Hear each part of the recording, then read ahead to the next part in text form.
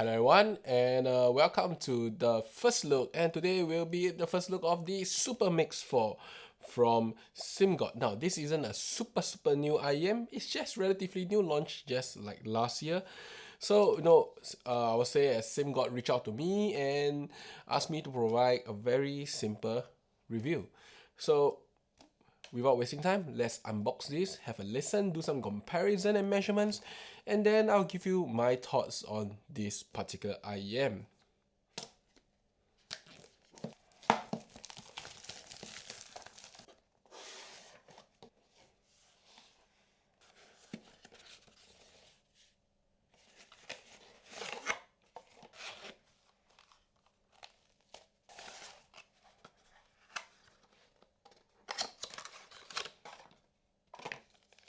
So these are pretty much all the things inside the box, and let's take a closer look at this IEM itself. Now this is a closer look of the earpiece itself. You can see this is some sort of plastic custard, and then of course well polished. It has a flat 2-pin connector, so you can fit most cables there. There seems to be a vent here, and then you can see this is a nozzle. Now this nozzle doesn't have a very distinct lip, so certain tips may not go on very well. You can see there's 3 holes, and then of course there is a faceplate with also another hole here, which I'm not sure whether is it another vent or not. But pretty much this is it.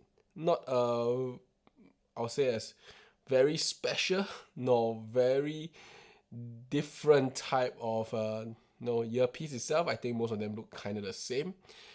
So let's put on a cable here and then have a listen to this IEM. This is the cable provided. Looks like some sort of a silver coated copper cable. Nothing too special here. It's a single-ended. I mean, for its price range, this is pretty much what I expect. So nothing much to this cable itself. So I've completed the first impression of this IEM, and a few notable things I noticed here. Firstly, the bass is not a lot. The bass is surprisingly little for a lot of the modern IEMs.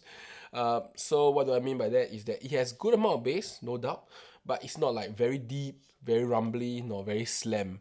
And not only that, I think the bass is neither very like snappy and tight, nor is it like rounded. So it's somewhere in between for the bass itself. It has, in in summary for the bass, kind of like I'll say as average bass amount with a average bass response, which is not bad actually. Really, nothing too much, nothing too little for the bass. Now for the mids itself, I feel that the mids have a bias towards the higher part of mids. It feels like the singer has quite a bit of presence and quite forward, but not to the extent that it becomes like shouty or anything. So I think it's okay.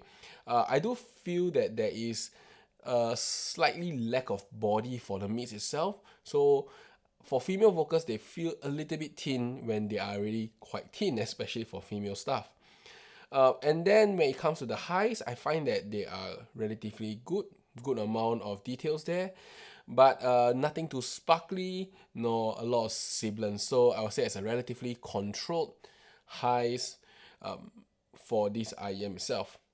Overall, I do think that the signature is quite pleasant. It doesn't have anything that I would say is a standout, but it also doesn't have much flaws in the sound itself. So that is pretty much how I feel about this IEM.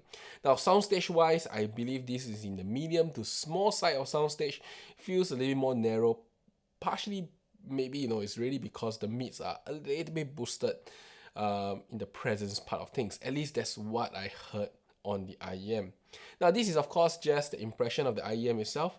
Now, let me compare with another IEM and then let's see what I feel about this versus something else. So on my hand here are 2 IEMs. This is of course the variation and this is the SuperMix4.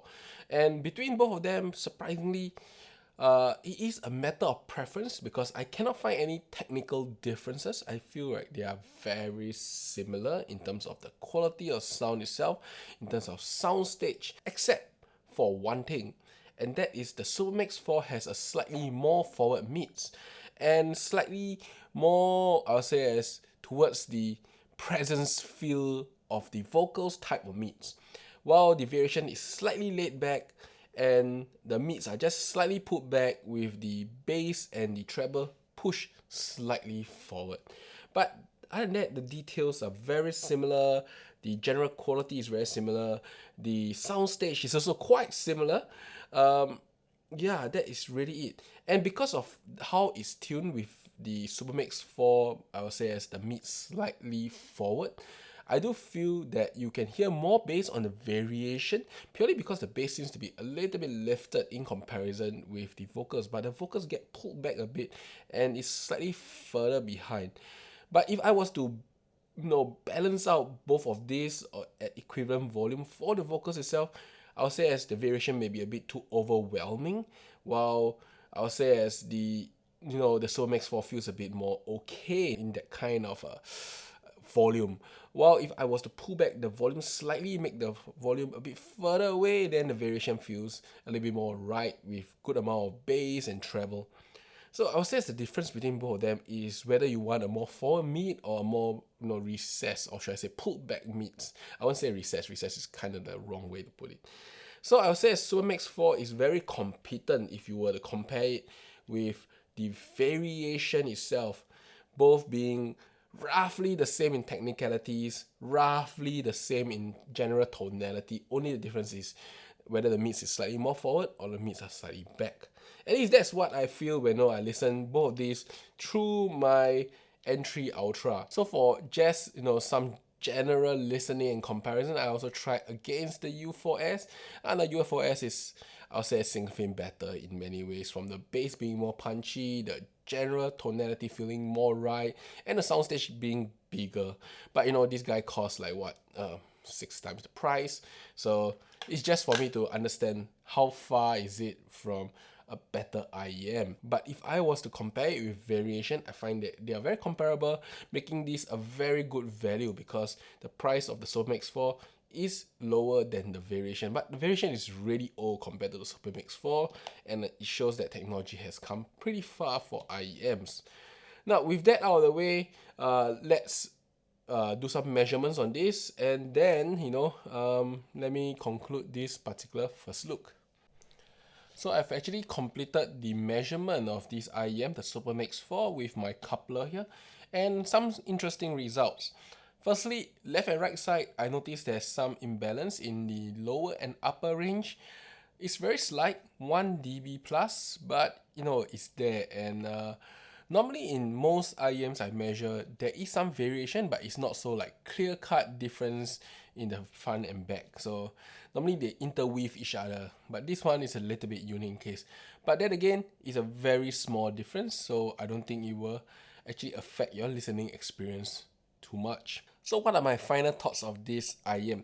Firstly, from the sound point of view, at least using the tips that they provide, I think it's a relatively pleasant sound with a slightly forward mids, at least what I heard, right?